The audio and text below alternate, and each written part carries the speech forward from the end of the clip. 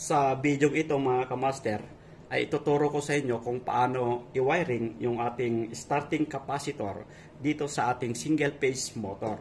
So ito yung ating starting capacitor, ito yung ating motor, at ito naman yung ating line 1 at neutral.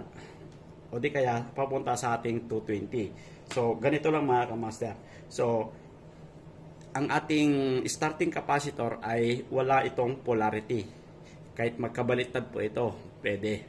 So, ito yung ating common. Ito yung ating common. So, kukonek natin dito sa, kukunin din natin yung ating common sa motor. So, ito yung ating common sa motor.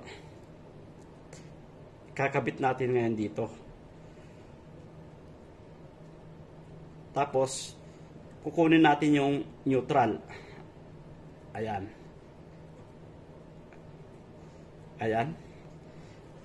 Tapos, ito naman yung isang wire ng ating motor, ikakabit natin dito sa ating starting capacitor.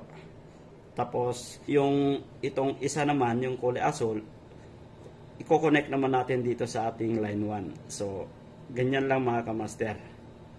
So, ayan. Ganyan lang yung kanyang connection. Kahit magkabaliktad po yung connection sa ating capacitor, okay lang. Kasi ito naman ay non-polarized capacitor. So, saksak natin.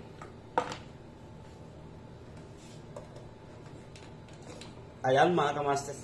As you can see, ganyan lang magkabit mga kamaster.